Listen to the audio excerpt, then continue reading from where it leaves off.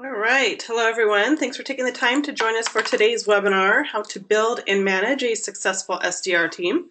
My name is Julie Dunn, and I'm on our marketing team here at Level 11. Before we get started, I want to cover just a few of our housekeeping items, just to let everyone know that we have muted your lines to kind of reduce that background noise, but we do encourage you to ask questions as they come to you. So you can use the GoToWebinar questions toolbox there on the right of your screen, enter those questions in there, and then we're going to leave some dedicated time for Q&A at the end of the presentation to address all of those questions, or as many as we can that come in. So lastly, we will be recording this presentation and we'll provide the slide deck after the presentation. So you should receive that in your inbox within the next 24 hours or so. It comes from marketing@level11.com, so just be mindful of that. Sometimes it ends up in junk folders or spam folder, but it's always all posted on our webinars or on our website as well. So you can always check our resources page for all of our webinar recordings too. So with that, I'd like to go ahead and share what the agenda is for today. We will cover introductions. We have a couple people joining us for the presentation today, both David Lineweber, our VP of Marketing at Level 11, and we're fortunate enough to have Steve Molen on the line with us as well, who's the Senior VP of Sales at Viewpoint, and he's going to be sharing his story and tips with us today as well. We'll be going through the 5 stages of sales management, as well as how to target prospects before they go to market, and also discuss some implementation strategies. So not just the problems you might be having, but how to actually implement some of these strategies that we're discussing today. And as I mentioned, we'll touch on Q&A. So with that, I'm going to go ahead and turn it over to David. Thanks, Julie. Really excited to be talking about this today. I know a lot of companies out there, our customers at Level 11 and across the industry, are looking at ways to build inside sales teams, SDR teams, to help accelerate their growth. Quick background on me, went to Vanderbilt University for undergrad in Nashville, Tennessee. Then I'm a Michigan native, returned to Michigan to get my MBA from U of M, and also worked for Accenture for a number of years as an IT consultant prior to joining Level 11. It's been a real great pleasure to be a part of Level 11, and I actually work mostly with the marketing team here and involved a lot of strategy as well. Quick overview on Level 11. We're a modern sales management system, all around motivating the behaviors that lead to more sales. We do that through our 3 solutions: motivate, engage, and coach. Those are live leaderboards, being able to manage your reps via scorecards and goal management, and also providing you real-time coaching right within Salesforce.com. And we are a SaaS application that's deeply embedded within Salesforce. It's a native managed package, and Salesforce is actually an investment at Level 11 as well. With that, I'd like to pass over to Steve Molen. Good morning or good afternoon. This is Steve. I am one of the leaders here at Viewpoint. I manage all of our customer sales. I started about a year ago, and originally I had helped us to build out both our lead development organization as we evolved, as well as our inside sales function.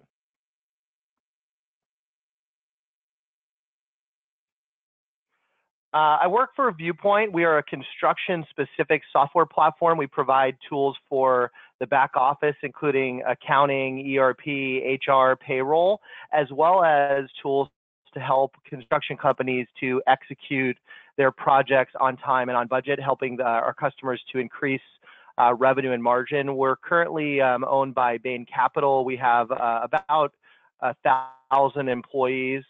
We use Level 11 across our entire sales organization globally in order to motivate day-to-day behaviors and keep people on target for key performance indicators.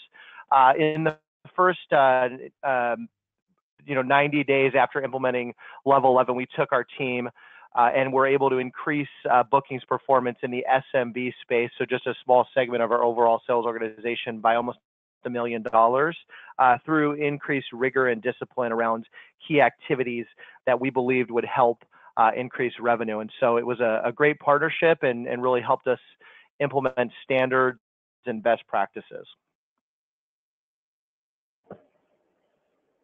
Thanks, Steve. Obviously, you're a great customer, and it's been good to work with you. Before I turn over to Steve to talk about how they're able to achieve some of that success within their organization. Just want to talk about the 5 stages of sales management as we see them at level 11. So from our standpoint, and talking with hundreds of sales teams, managers, VPs of sales, directors of sales, these are the different stages that we see around sales leadership and sales management. There's kind of the standard, you might say old school method of, there's just focus on closing deals. There's no focus on leading indicators, and there might not be any CRM adoption. Maybe it's all, old school pen and paper and Excel spreadsheets. Then you get kind of more into motivate from a sales management standpoint. This might be things like leaderboards, maybe you're running spiffs, getting things up on TV screens. Then people move into engage. So you're really defining your sales process. You have standards for your salespeople. You have certain pipeline expectations. You're all speaking from a common vernacular. That's when we see people really start to take off. And then starting to accelerate, getting more with coaching. So you're providing, active feedback to your reps and managers. There's a consistent structured coaching process, and you're really reinforcing stages 1 and 2. So you've got your people motivated around the right things, you're engaged and all having the same conversations, and then as a sales leader, you're coaching your reps to get better every day. And then the last piece is really getting alignment around, the data, and your goals are really being driven by what you're seeing from past performance, but you're also able to manage in real time. I'll take a quick pause here, and I'd love to hear from you, Steve, on where was Viewpoint when you first joined the organization, and where are they now? Yeah, so Viewpoint has been around since about 1976, and as a variety of different businesses and segments, generally focused on construction. We had acquired about 12 different companies over the years, and when I started, I felt like the organization was strong. There was a lot of talent and a lot of skill, but it was ran in more of a mom and pop fashion, although it was a very large organization. I think we had about 70 or 80 sales reps around the world. And at the beginning, we really had to focus on identifying, really 1 and 2 here, identifying the key KPIs, the documentation standards. We had just deployed Salesforce about 90 days after I started. So really a Herculean effort to move ourselves to motivation and engagement. We had to restructure the sales organization. I would say today, and it's been about 15 months, we're in much more of stage 4 of, improving onboarding and improving coaching and structure versus really that kind of forming and storming phase of the development. That's great.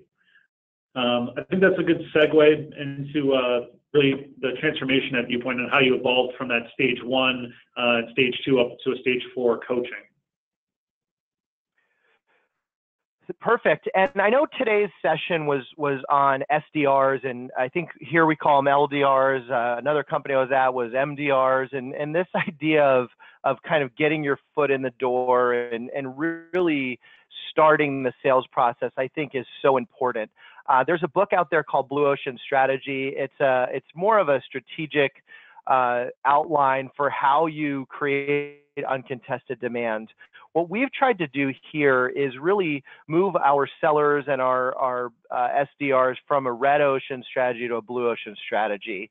And the difference is really about where are you swimming? And historically, when I started, about 80% of all our leads were coming through channels like software advice, where a company has gone out, they want to look at construction software, and they end up looking at 3 or 4 competitors at the same time.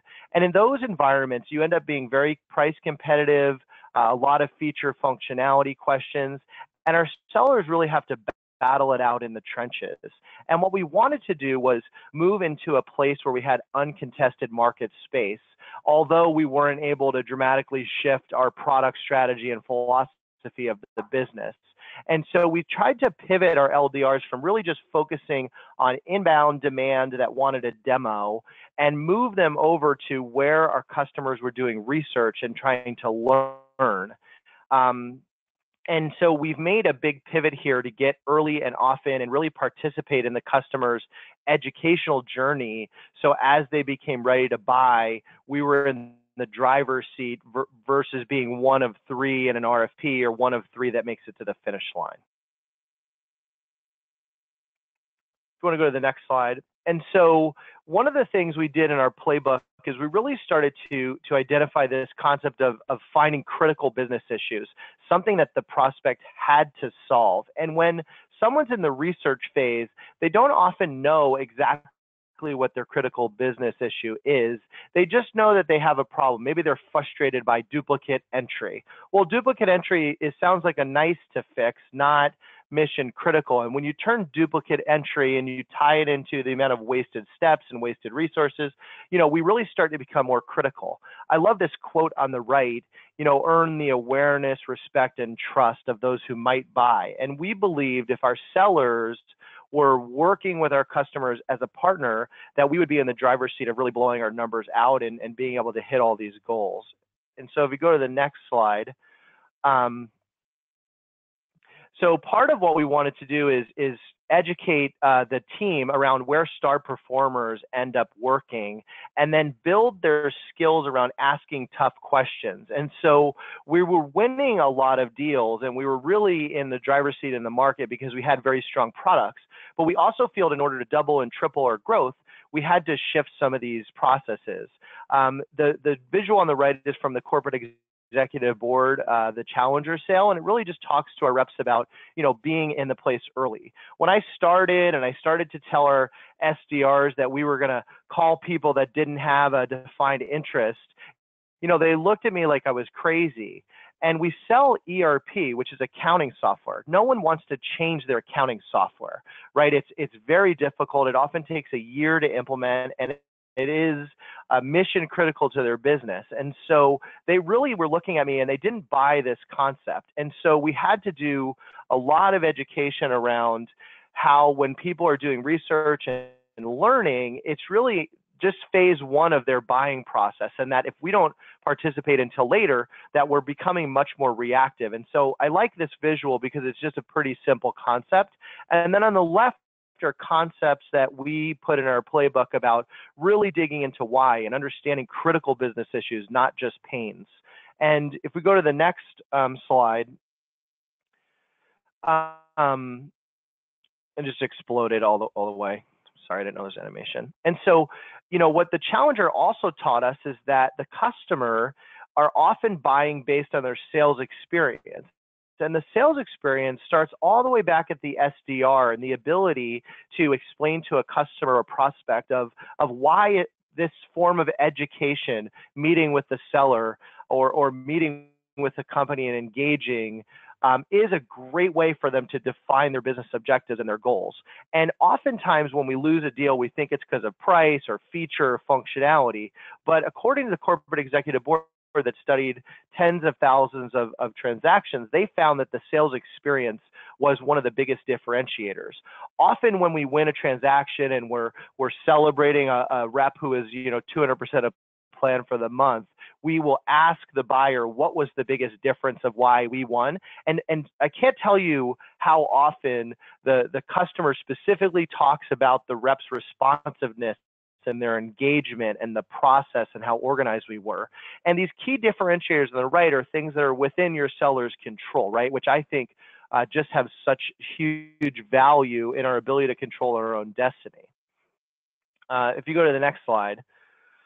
And so part of the challenge was, though, is if I'm going to engage customers early and build pipeline, I don't want to just have a bloated pipeline like the traditional wedge. What I want to be able to do is really be very discerning about whether a lead that comes from an LDR, someone who's doing research, does it make it through the various stages of pipeline. And we didn't want our sellers just working on everything equally. We wanted them to be more discerning. I also just love this visual from the corporate executive board, sort of thinking about the nail versus the wedge as a way to optimize your pipeline. Meaning I do a lot of really early stage work, right? I do a lot of education, a lot of discussion, and then I'm very discerning about people that I actually will do a needs analysis or thorough demonstrations or get into a pricing phase, and really just making sure we're discerning and that we're winning with action, right? And most of this is a little philosophical, but it really thinks about, did you ask difficult questions? We expect our sellers to spend a lot of time training and educating themselves. We expect them to be great in these meetings, and we want them to be very detailed around what are the motivations and business drivers, who's the decision-making unit. And I think we all know that sellers don't love to do all this detail-oriented work.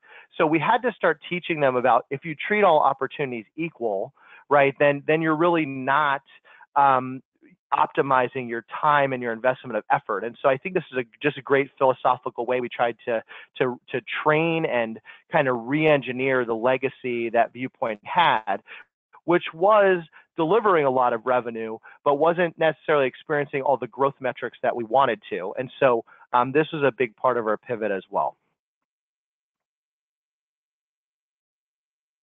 And so in our playbook, we really focused a lot on what's the difference in critical and non-critical business issues, right? This idea of need to solve versus nice to solve. But it was an education that had to happen in the SDR organization, in the seller organization, as well as in the marketing team, in order to be able to kind of all be singing from the same hymnal. Most of our marketing message wasn't educating the buyer or providing resources. It was a lot of feature functionality, a lot of product brochures. And so we really started to have to communicate differently as a business. And it has worked really well and has, achieved a lot of our growth objectives. We had a fantastic finish to the year last year, and then we've come out of the gate really hitting all of our metrics and targets and having a lot of our reps achieve fantastic results.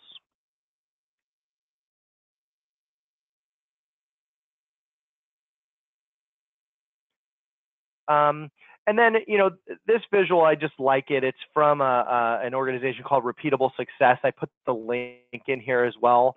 But one of the things they talk about is the ability for the seller to create emotional impact. So when you think about critical business issues, right, the sales and the customer's natural tendency is to say, hey, I need a demo. I want to buy new software, and the rep to say, great, I have software, let me tell you all about it. And so we use this as a way to talk about when a customer is intrigued, right, and your SDR function starting to kick in. We have, I think we have basically one SDR for every 3 to 4 sellers, depending on the market segment. So in my team, my customer enterprise reps have about 150 customers each. So if you think about if they have one LDR for 3 or 4 reps, that means the LDR is covering about 500 to 700 accounts, right? So how do they identify where to focus, where to attack? And what we wanted the LDR to be able to do is really create that warmer, right? Get our foot in the door, and then the seller to be able to reframe the business objective and the business challenge, and then create rational drowning and emotional impact, which is really another way to say create a sense of urgency for the customer. And so we started to really take these philosophical ideas and then try to drive them into key performance metrics. For example, on this slide, I'm looking at days in stage, right? I'm looking at the percentage of meetings booked by an LDR that materialize into valid pipeline, and then my win rate by stage, and really trying to map out that data so I can understand is if the tools we're building, the marketing resources, the training we're doing for our sellers, the training we do for the SDRs, the handoff from SDR to seller, right? How do I measure the percentage of, SDR made a bunch of activities, did they get through? Did those then materialize into meetings for the seller, which we call sales qualified lead? And then we move from sales qualified to sales accepted. And I'll talk a little bit later about how we use level 11 in order to monitor all of those performance indicators. But this idea of no root, no fruit was so important because we were going to increase the number of meetings we had done historically. And a seller who does 10 meetings a month, going to 30 meetings a month, if they don't move towards managing pipeline like a nail and really digging deep with those buyers, they can waste a lot of effort and a lot of cycles. So it's so important that we accomplish both at the same time.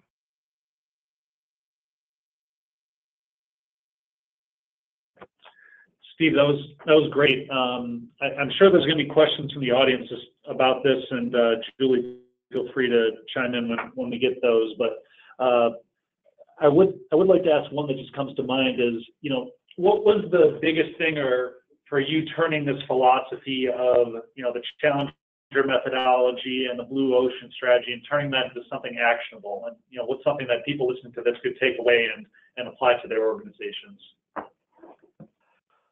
I think, for us, we really had to identify what KPIs would then drive the results we were after. And so we started to really use Salesforce to map out the data, identify the weighted and the gross pipeline. But what we did for our learning lead development team is we started to look for a certain activity volume as a KPI, and then the number of opportunities they were building, which are SQLs. And so we established a ratio between activity, which is emails and calls, and then we identified what percentage of those should turn into pipeline, and then we monitor the conversion rate of how often the seller is accepting those opportunities and then the dollar value associated with them. And so for our LDR team, we have 3 simple key performance indicators. It's activity volume, and then it's SQLs built. We do that based on quantity, not dollar value, and then number accepted per month. We did have very strong performance, and we were able to increase our pipeline by, I think, about 70% fairly rapidly. And we then also were able to monetize that pipeline into booked revenue. So I think additional volume is good, but only as good as you can win more. And you don't just want to do more meetings for meeting's sake. And so that's how we're monitoring and making it tangible for our SDR, as well as the quality measure is the rep accepting the opportunity and moving it into the first stage of the sales process. That's great. And you used the phrase KPIs a few times in there, particularly around activities and SQLs. How are you tracking all of that today? How do you know when they're on pace or off pace, and how do the managers do that day to day?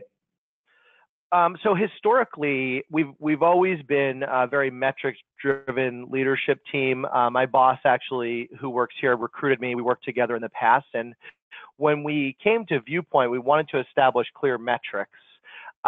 Historically, what I had done is built sales dashboards and reports in Salesforce, and the ideal situation is that the rep is looking at them and the SDR is looking at them. We tie compensation into these things as well, so our SDRs are compensated for number of SQLs and SALs, so that's a monetary incentive. But part of the challenge with that is that at any dashboard, it requires the seller to go look at it. And you can't track in Salesforce how often someone opens a dashboard or how often they refresh it. So it's hard to know. We use level 11 to monitor activity, which is tasks and events in sales, which is just a natural function of Salesforce, as well as opportunity creation and opportunity progression. And we establish the metrics using level 11, and then we actually have TVs hanging around the world in various offices that have leaderboards and key challenges to try to outperform all the standard metrics we want to deliver. And it's interesting because you do see people very motivated when they know everyone can see that they're number 1 or number 2.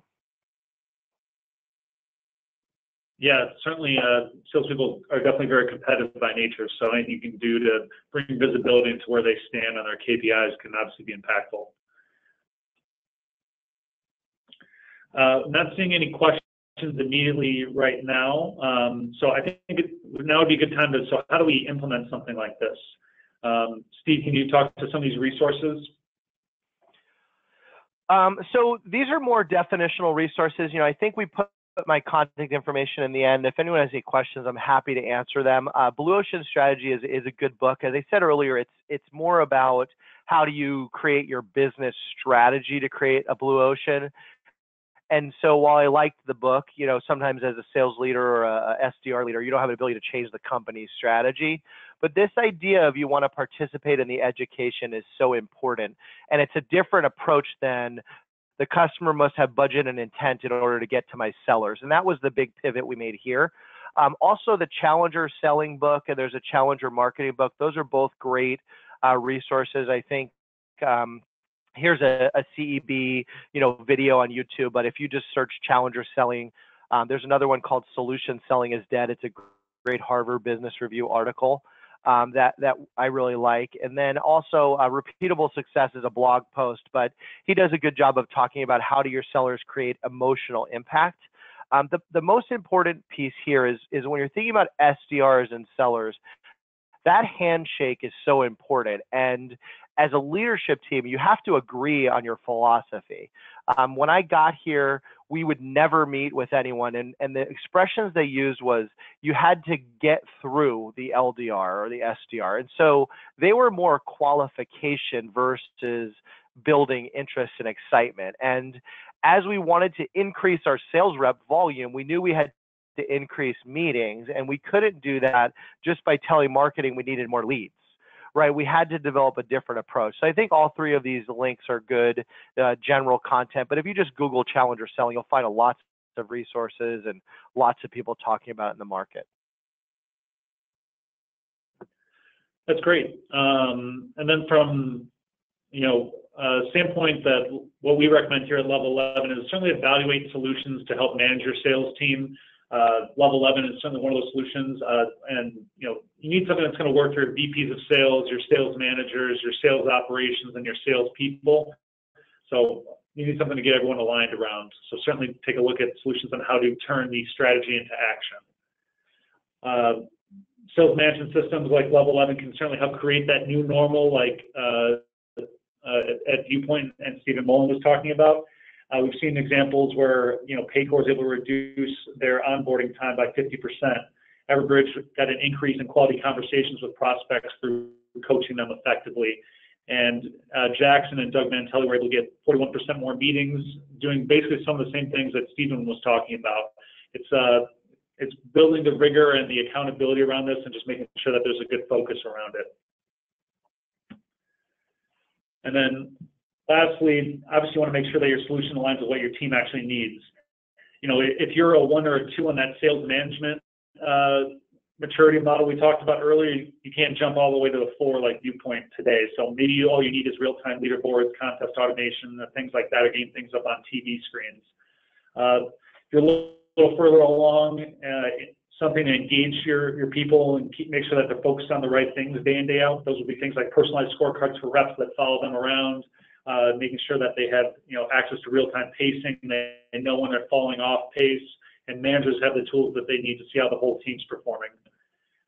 Once you get into things like coaching, that's kind of the further stages like where Viewpoint is, and being able to drive data-driven coaching, having things like one-on-ones, activity snapshots, coaching cadences, and then lastly, align.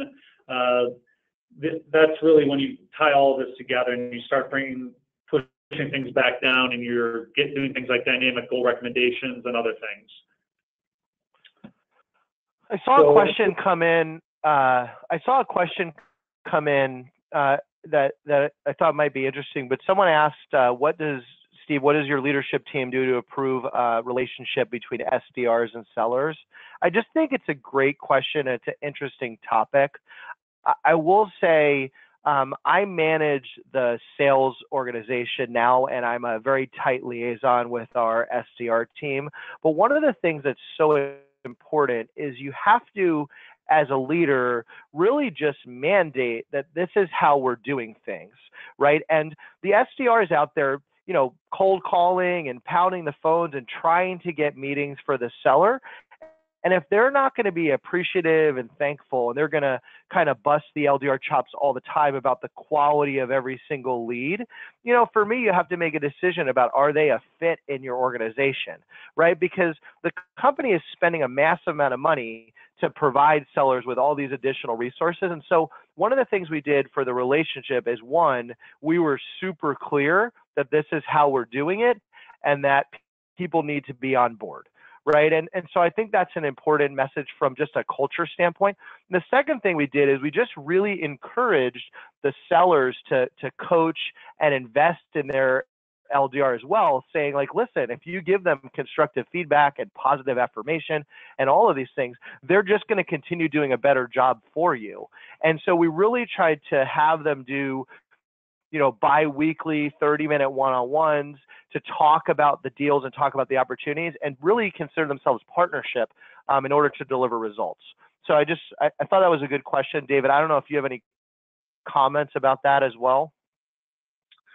I completely agree. I mean, you have to have alignment throughout the sales organization, and I think that really comes in that engaged piece, which sounds like you really did at Viewpoint of, everyone knows what they need to be focused on and where the key turnovers are within the organization. So if it's just I'm waiting for the LDRs or SDRs to give me more leads or marketing to give me more leads, that's not a healthy way to drive the organization forward. Julie, do we have any other questions before we move on into a little bit of a simulation? No, I'm holding the rest of the questions till the Q&A, so we can kind of move on. Okay.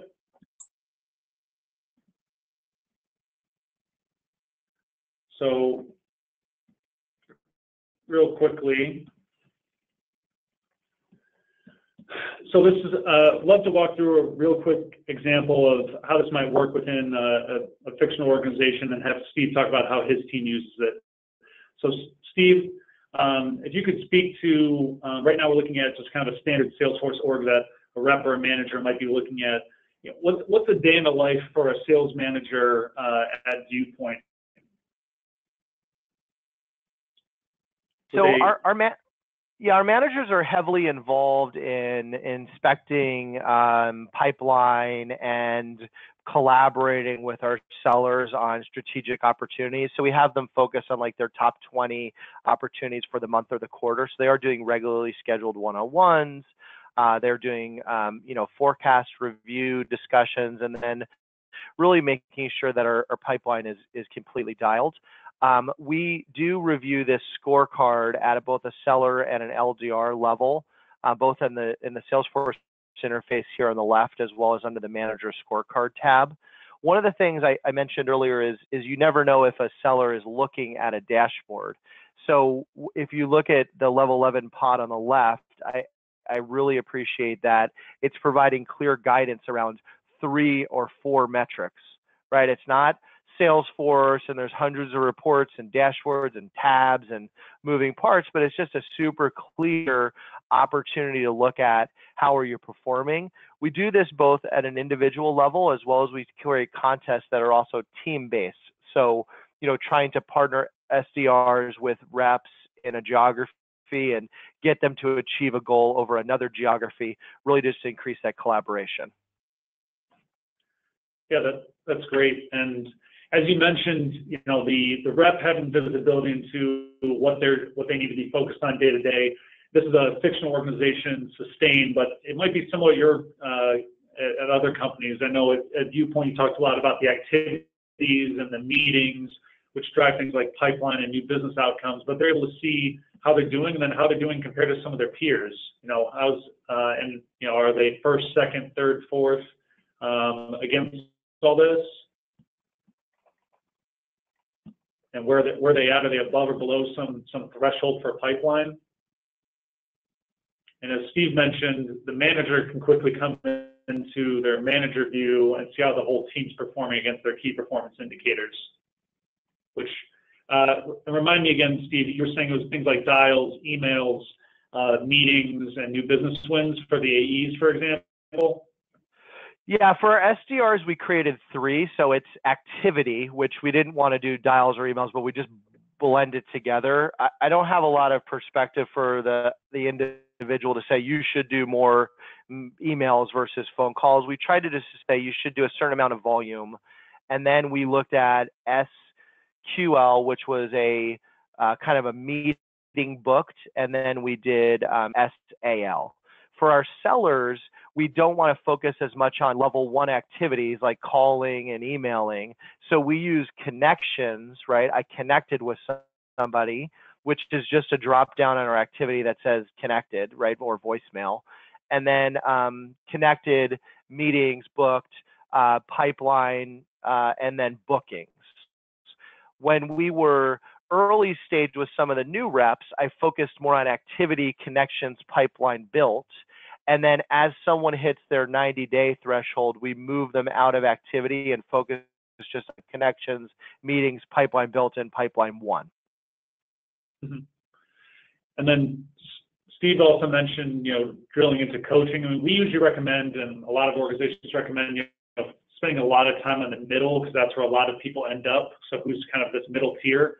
This is one way of doing it, is through this level 11 performance index, which is a weighted average of all your different key performance indicators.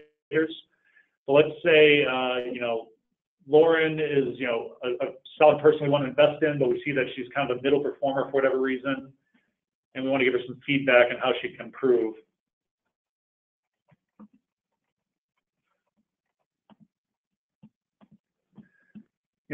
Whatever solution you end up using, you're certainly going to want to build out templates and things and workflows around, regular cadences and the ability to spot coach as well. And the biggest thing that I want to drive home here is then driving home that accountability. So you set goals for your team. You set a lot of, put a lot of investment into them. So how are they doing year to date, the last few periods, the last period, and their current period against their goals, and how are they doing compared to their team? And Steve, I know you mentioned that you guys are starting to use coaching a little bit, but how does this compare with how you guys have your one-on-one structured, just from a philosophical level? Yeah, very similar. We also updated the questionnaire on the coaching to match a lot of our learning and development strategies. So we have core values here at Viewpoint that come out from our executive team that are part of like our annual performance review. It's kind of a cultural fit. But on our one-on-ones, we wanted to focus more on the sales best practices. And so what we did as part of our playbook launch is we created a series of difference makers that really focus on what the best sellers would do. And so, for example, one of them is be an entrepreneur, own your territory. And so, well, that's interesting, right? It's philosophical, but what does that mean and how does it translate? So we use coaching to map kind of things we're saying are philosophically going to make the difference to how does the manager then inspect that and talk to the seller about it. So for example, under be an entrepreneur, own your territory, it may be about the amount of time you're spending in the field, on-site meetings, driving like a round table with a series of customers. And so how are we really dominating, Miami, Florida? And so I have a seller who owns that state, and we're looking for them to create this community and create acceleration. And so what we've done is customized the coaching to be kind of strategic and then also tactical around the metrics, right? So, did you do 10 meetings is different from how are you going to own your territory in this geography. And so we tried to blend those two things together.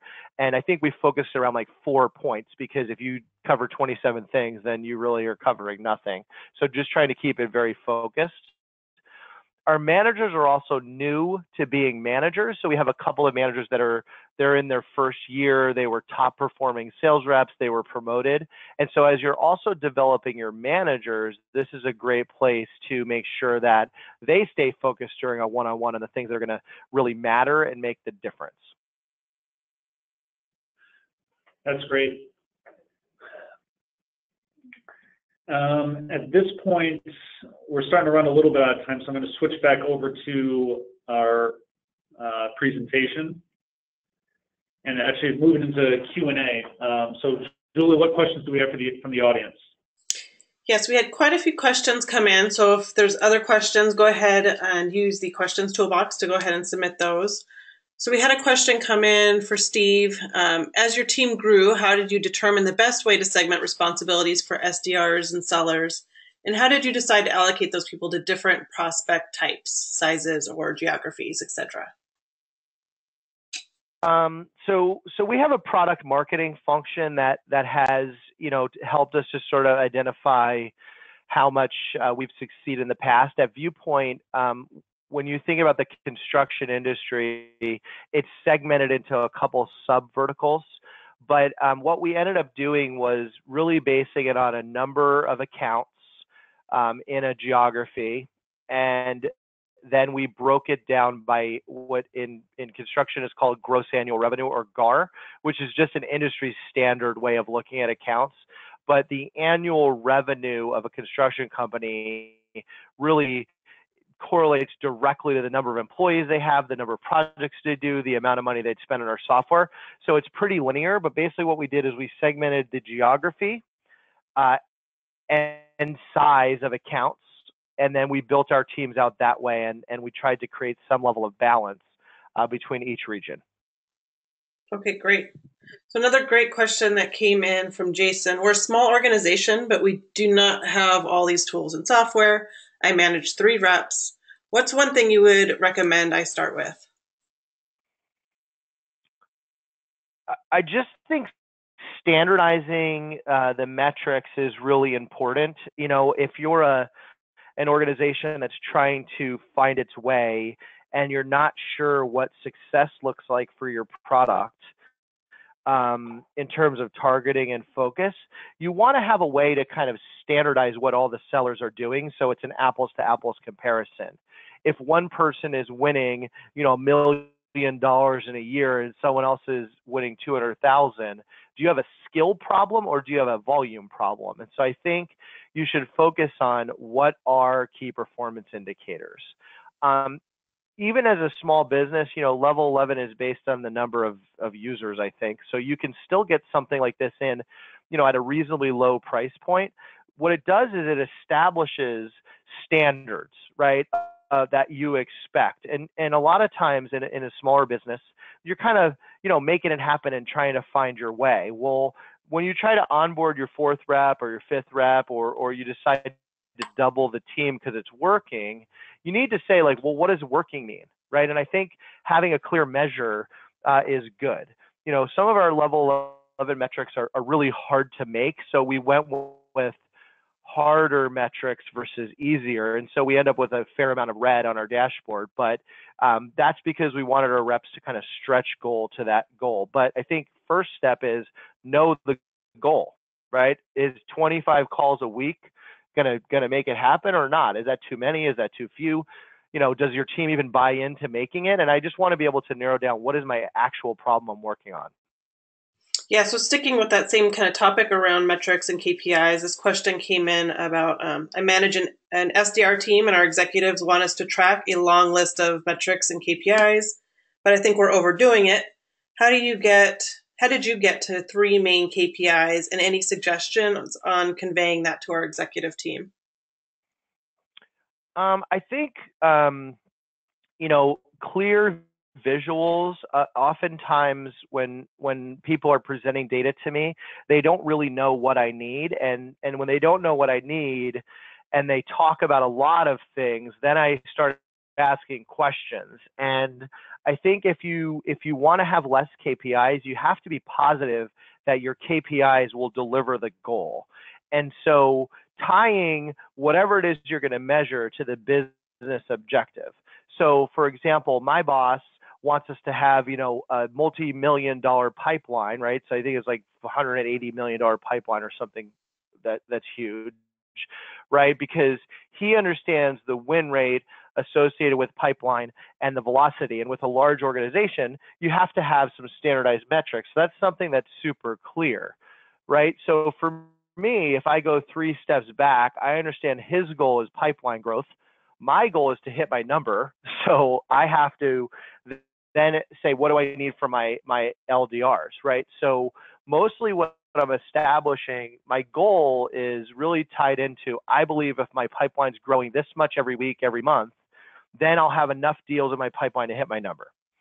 And so for my SDRs, all I really care about is their ability to get me enough at-bats to generate enough pipeline so that I can hit my financial objective. And, you know, there may be 20 other indicators about quality and other things, but they're not a KPI. They're something you're looking at weekly or monthly.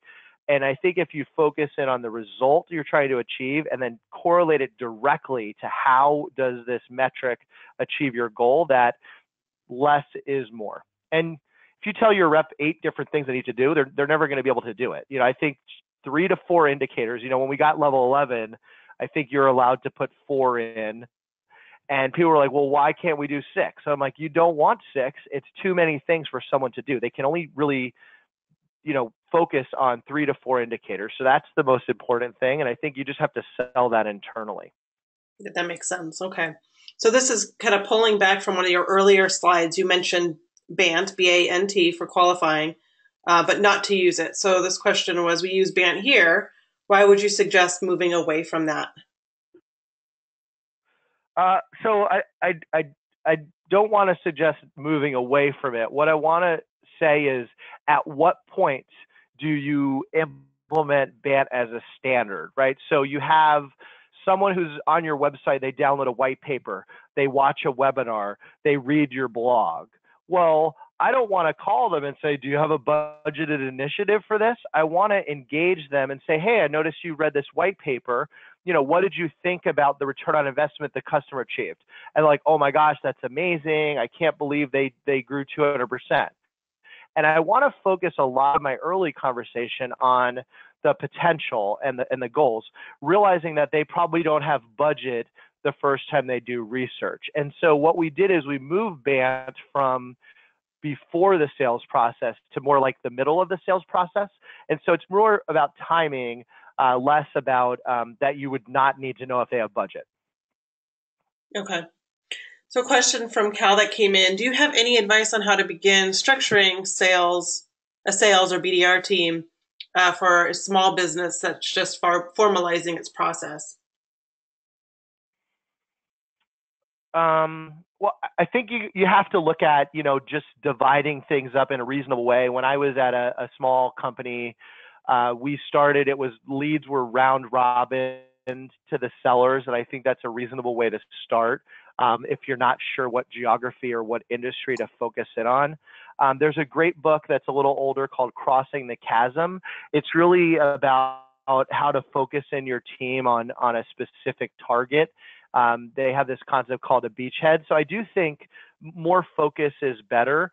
But, from an LDR perspective there, I think you're looking for someone who has marketing skills. They have desire. They're going to kind of try new things. They have a lot of creativity. And ultimately, you want to do enough meetings in different targets so you can determine what's working, especially as you're getting started. Right. And so back to the topic of coaching, how often do you coach your team, and have you found a frequency that works best? I feel like some companies get meeting happy. We try to have our reps do an hour or two of learning and development every week.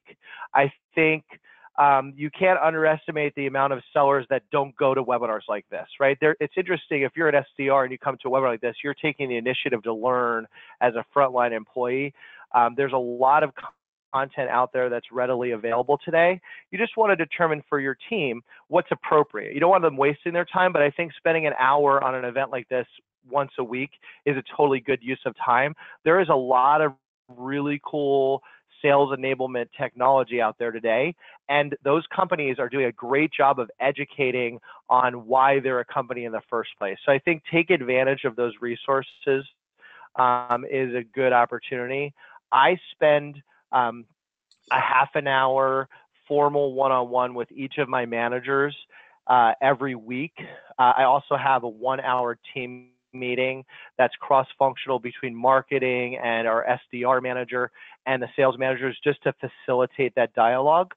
We then have ad hoc meetings that are deal specific whenever they're necessary, and I try to do a monthly trip with my teams. My younger managers, they want to have one-on-ones that are an hour, hour and a half long. It's just too long. You have to focus on running a very effective meeting, and I don't think the world today does a good job of training our leaders on how to run an effective meeting, but I try to be more concise and more focused. And so I do half an hour weekly, hour team meeting, and then, try to spend, 2 days with them in the field, really working on deals and shadowing and discussing strategy. And then we also have other meetings with our CEO and with other executive leaders that we have to participate as well. So that's why I've tried to keep my meetings a little bit more narrow. Great. Perfect. Thank you. So that kind of covers the questions that came in that we were able to get to today. So I just want to remind everybody that we are recording today's session, and I will be emailing it out with a slide deck in case you'd like to share it with any others within your organization. That should go out within the next 24 hours or so. Just again, a reminder, check your spam and junk folders. It'll be coming from marketing at level 11. Steve has so generously offered his LinkedIn information and email in case you'd like to reach out and you have other questions. Level 11, of course, is always available to you as well. And David's information is on the screen for you too. So please do not hesitate to reach out in case any other questions might come up. With that, we'll go ahead and conclude today's webinar presentation. Thank you, Steve, so much for joining us today and sharing your story of success with us. Hopefully it helped some others out there. And David, thank you for presenting for us today as well. Enjoy the rest of your day, everyone.